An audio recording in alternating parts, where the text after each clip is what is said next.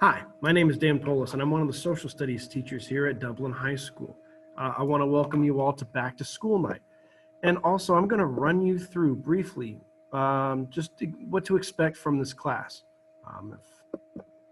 If I can never get it to work, that is always the fun thing about this. So welcome to my history class. This is 2021 Distance Learning Edition.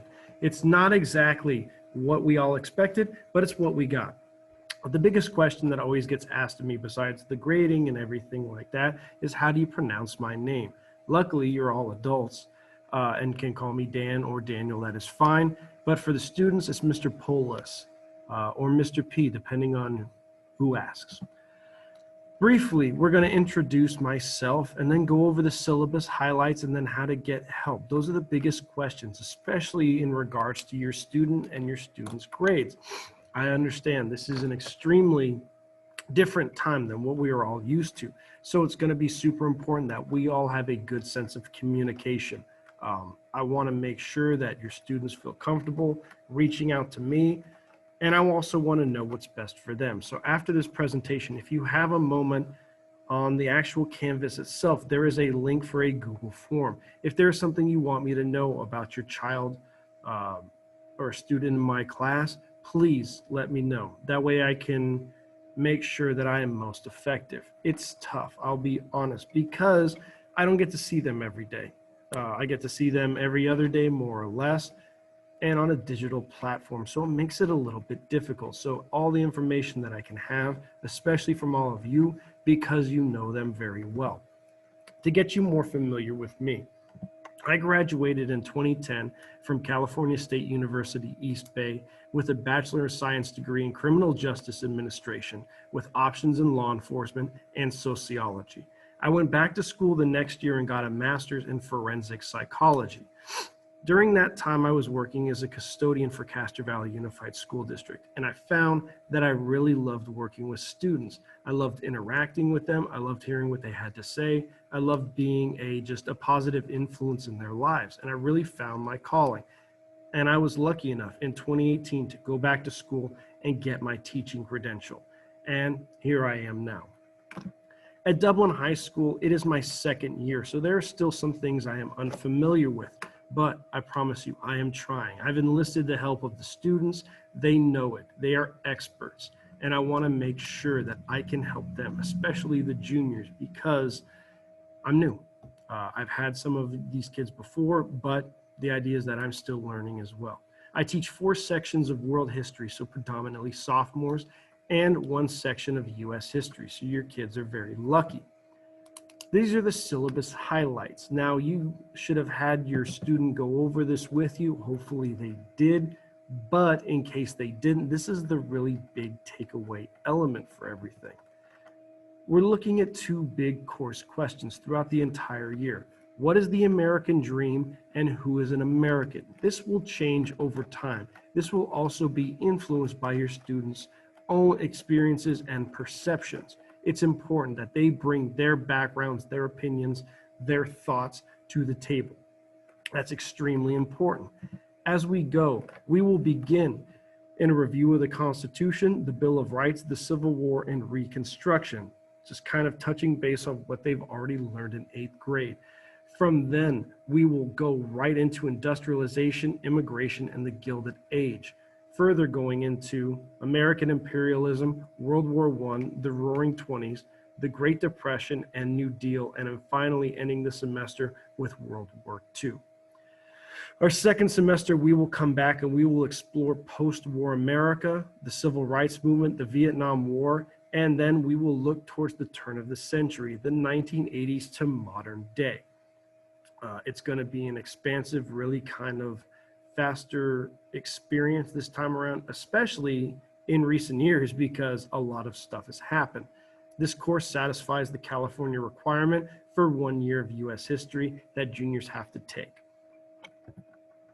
One of the big things that has been said several times about this distance learning concept is the idea of synchronous learning and asynchronous learning. They are used frequently in conversations amongst professionals. The idea basically is that synchronous activities and synchronous learning is stuff that is happening essentially in the classroom where students are all learning in the same time.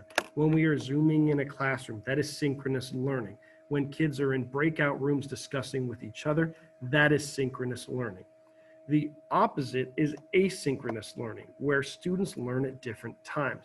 These are assignments. It could be a video, it could be reading, it could be primary document analysis. The idea is that it is a lot more flexible. The assignment is given and it is up for the student to go out and further explore it. It's more like a college level type of deal where they have to balance their own time and manage and ask questions. And that is going to be key because since they're not in class in a traditional setting, they have to be able to manage their time on their own. When breaking everything down, I know that it's tough to see because my face is in the way. Assessments are worth 30% of their total grade. There will be one or more assessments per unit and or quizzes, and quiz points will not outweigh test points.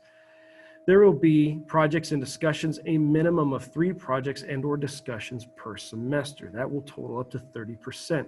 Formal writing, they will have a minimum of 2 extended writing assignments given per semester. So that will be your essays, that will be your long answers, things of that nature. Participation in citizenship is going to be extremely important.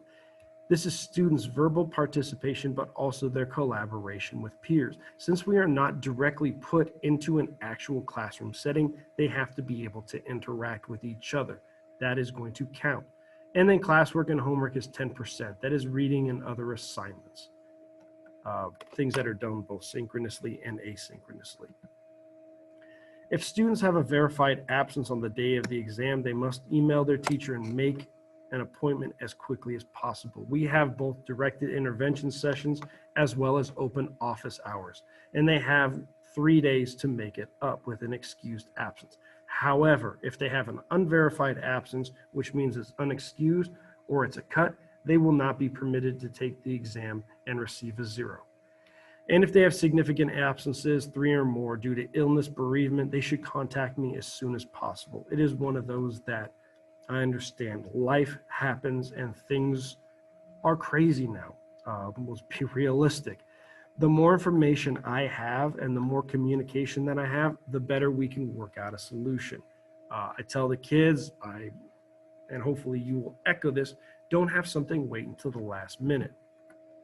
Late homework or classwork, students may submit late classwork or homework a maximum of 2 days within it is due for 25% credit. After 2 days have elapsed, no late work would be accepted. And for late formal writing assignments and projects, they will receive a 10% deduction each day past the due date. This is one of those that times and where things are turned into firm. Even if it's a minute late, it's still late. And grade will be reduction will be given if work is not submitted as specified. For example, if it says to turn it in on Canvas and they turn it in on turnitin.com or something like that, then it's problematic. There is going to be a grade reduction for that.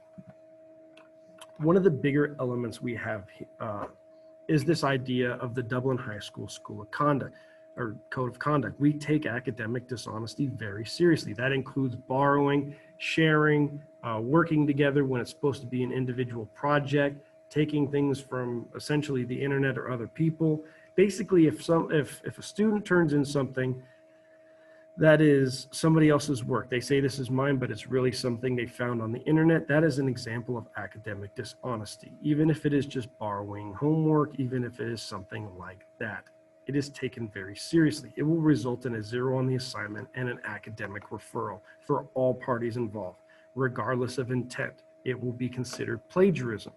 Now, where this is key is that it may influence the placement in AP classes. It may influence a letter of recommendation. It can have long-lasting ripples. The best practice, the best advice I can give is just don't do it. Oh man, this seems to happen every time. We are in a totally different world now with Zoom conferencing and video etiquette and such like that. Attendance in every session is mandatory. We will take attendance as required by the state of California. It is mandatory. Zoom sessions are only to be attended by the actual person. The idea is that we limit who is involved and who is in the classroom with us. If we are giving a class and a lecture session, just members of that class are asked to be there. They're expected to be on the whole time or until dismissed. If they leave early or they disappear, they will receive a cut for the day. The best practice with all of this is if they have an internet issue or something, email me or your teacher or whoever it is. That way we can get to the bottom of it and make sure that everything is okay. Students must have their camera on for the entirety of the session, be appropriately dressed, and it's really important to have a distraction-free workplace and an awareness of their background. Any type of things happening in the background, whether it's an animal or a sibling or something like that, could be extremely distracting, not only to me, but to other students. And the idea is that we want to limit that as much as possible. We want to keep it like a classroom. The best thing, if your student is ever lost or feels overwhelmed or any element like that, there's a situation going on at home or in their personal life or their professional life that prevents them from doing anything or being able to work. It's life right now. The internet's shutting down. The fires are causing a bunch of problems. Be an advocate. That is the best suggestion I can give to them. Please reach out to me and ask me. Whether it's asking me in class or emailing me after hours at polisdaniel@dublinusd.org. Those are the best ways to get a hold of me and make sure that I am able to assist. Canvas is a valuable resource. Canvas will have all of the elements necessary, whether it be Zoom, whether it be links, my contact information, the assignments. It is all on there. But if something is ever unclear or there is an issue, please have them reach out to me. I have directed intervention sessions on Monday, Wednesdays, and Thursdays. Monday is from 11:10 to 1:40. Wednesdays is from 10 a.m. to 10:40. Thursdays is from 1:10 to 2:30. Those are if students are struggling, I will assign them a time to come in and talk to me. But I also have open office hours. Or if your student wants to make an appointment, we can do that as well. On Monday, Tuesday, Thursday, Friday from 2:35 to 3:30. So a significant chunk of time. And also Wednesdays from 10:45 to 12. I am here. I am available. I want to make myself available and I want to be helpful as best that I can. And if if there's something I need to know, I'd like to know sooner rather than later. That's the best way that I could help. And also another opportunity is to go to the hub and work with a tutor. Go to the hub website and they allow the opportunity from Monday through Friday from 9 a.m. to 2 to work with a tutor, or Monday, Tuesdays, and Thursdays from 4 p.m. to 8 p.m. to work with a tutor as well. However, for me, the best way, email me, drop into office hours, even if it's just for a conversation or say hello. I really appreciate it.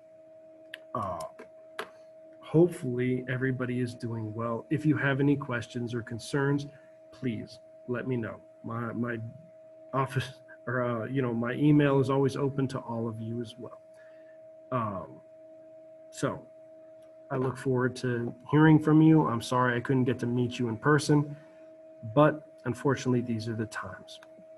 So if you have any questions, please email me, and I look forward to one of these days meeting you and also meeting your students in the real world as well. Take care.